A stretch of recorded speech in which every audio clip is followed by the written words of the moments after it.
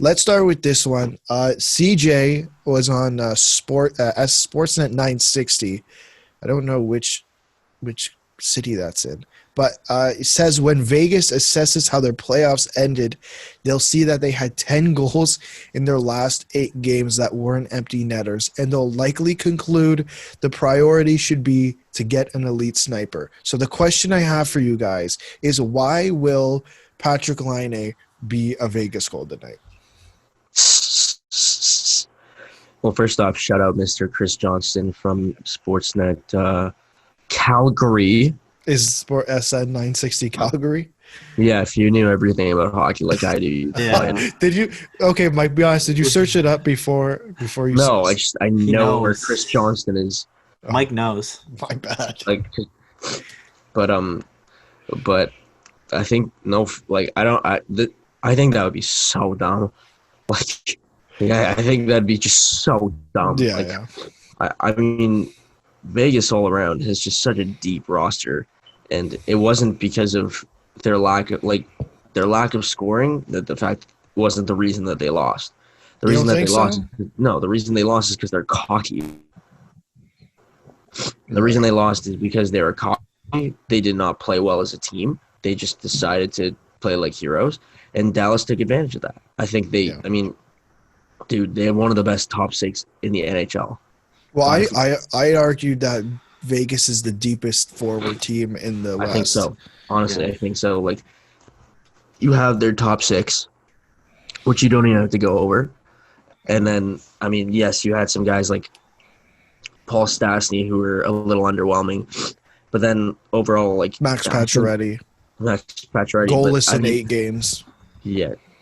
I bet you Adam is just laughing. Yeah. But I think that's not their problem. I don't think that's their problem at all. I think if you're doing that, you're going to be messing with the depth on that team. The depth in that team is perfect. I think not perfect, but I think it's great in the sense that they have such a heavy squad, especially in their bottom 6. Like, they have such a very efficient and effective checking line. Like, for the longest time, we were talking about their fourth line and how their fourth line is not just a out there crashing bodies kind of thing. Like, they're out there, like, even performing and putting up points, because that's what you need in the playoffs. You need your top players to play like bottom players in terms of physicality while doing their thing and scoring, and you need your bottom players to start trying to play like your top players in terms of, they got to chip in some points, they got to throw some pucks on the net so that they can get some scoring chances, at the same time maintaining their identity as a big hitting team. And so I think you don't want to mess with kind of that system, the influx of that team. Because if you do that, who's going to their bottom? Who's going to be on the third line now? Are you going to move Riley Smith to the third line? Are you going to move Jonathan Marchessault to the third line? Patrick Laine isn't out there banging bodies for a guy that's like 6'2".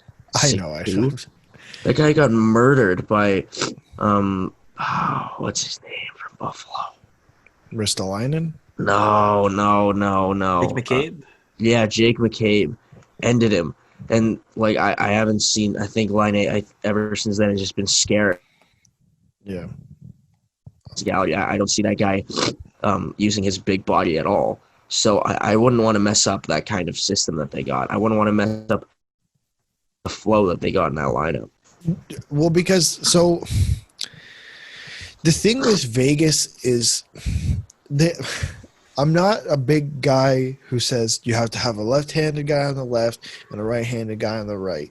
But I'm pretty sure they you only complain about that every day with the Leafs defense. No, I don't. Listen, that's not true. All I say is if the guy can play properly on the right. Daniel, back me up here. Isn't that all this guy complains about? That's not true. Okay, Ron Travis Haynes Dermott watch. can drive. Listen, if Travis Dermott can play on the right on the right side, I couldn't give if he was left-handed, right-handed, or neither. If he can play on the right side, I don't care. That's it. That's all I want. Someone to play on the right side. Now you guys got me upset. And I didn't even, whatever. Do you there's the rumors of Pietrangelo, 31 Friedman and 31 Thoughts said if they don't go after Pietrangelo, they'll go after Torrey Krug. Does it make sense for them to go after these big guys on defense? Who? Vegas. No, like I don't think there's that urgency yet. I don't know. Like that's what everyone kind of says. Like, oh, like they gotta keep adding these pieces, but like, what is the urgency? I understand that Vegas has a bit of money to work with, but at the same time, like, I don't know, like what it's so. I think the first and foremost thing you got to figure out is what the frig you're gonna do with your goalies. Yeah. Like, I don't know why you're focusing on scoring help. I don't know why you're focusing on defense. First off, I think your defense is fine.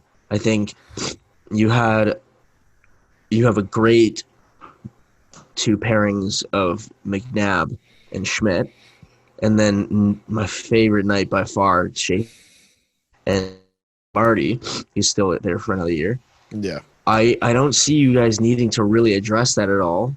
I don't see you guys needing to address your forward core at all. I think you guys need to figure out what the hell is going on with your goalie situation.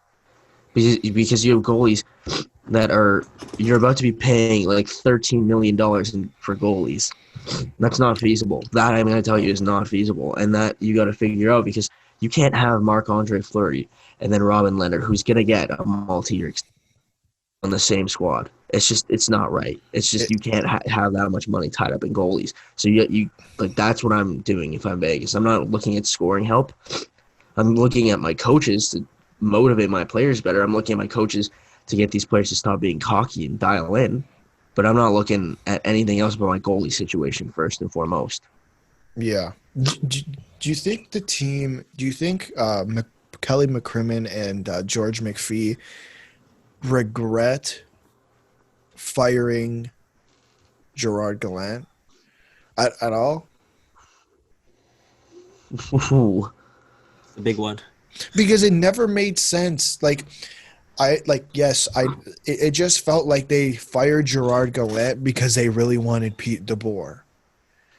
I don't know how that happened. A high school friend of mine actually is Steve Spott's kid, and he's telling me it was really really quick, just basically get fired on the phone. We're going to Vegas. God. And he was assistant coach at the Leafs. I don't know if you remember, but yeah, I don't know what happened there, and yeah, back in the Horchek era.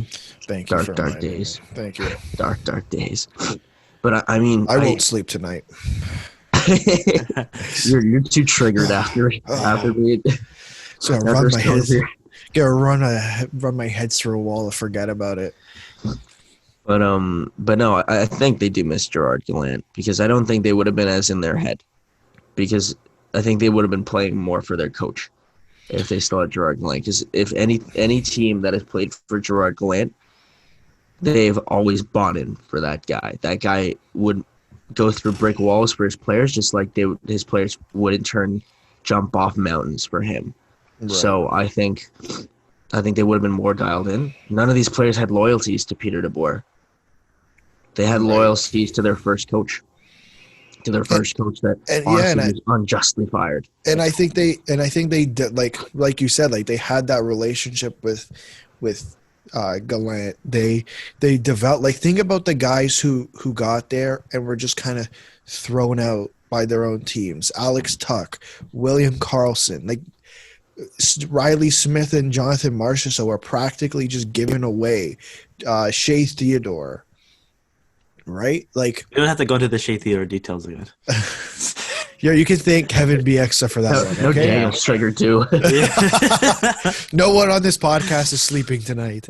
I think they meshed with Gerard Gallant, and when they made that, I think I don't want to say it soured things because they were still a good team, but I think, Mike, you're right. It did change things in the locker room. If it wasn't for Pete DeBoer, and they didn't bring in, and that's not Pete DeBoer's fault. Well, kind of. It's a 50-50 show. But if they didn't bring in Pete DeBoer, like if they didn't fire Gerard Gallant, we wouldn't have had the goalie controversy we would have had now. Because Gerard Gallant would have stayed loyal to his starting goaltender, Marc-Andre Fleury. Okay. Which honestly can be translated into multiple different ways. But I don't think in turn we would have seen that weird tweet by Alan Walsh and everything going on. Like, I just think overall the chemistry of this team would not be impacted the way it is now And I'm not saying that's all on Pete DeBoer at all. Pete DeBoer has still done. I mean, Vegas was in a slump, and then Yeah. they came back after Pete DeBoer came in, and then they ended in a high enough seed to be a round robin team. But still, I mean, like, I wouldn't have fired Gerard Gallant. I would have kept Gerard Gallant. Yeah, I agree. Obviously, Yeah. I'm not an NHL GM, even though I know everything about hockey. But like, Man, have you ever thought about calling Kyle Dubas and saying, "Listen, I'm smarter than you. Let me be I the refuse to GM." coach without. I refuse to be a GM unless my AGM is Mark Hunter. Oh, if that, then you know what, Mike? I don't think I can be a Leafs fan anymore. Yeah. Hockey, I don't know what that sport is. I heard lawn bowling is a good sport to cover. Some bocce ball.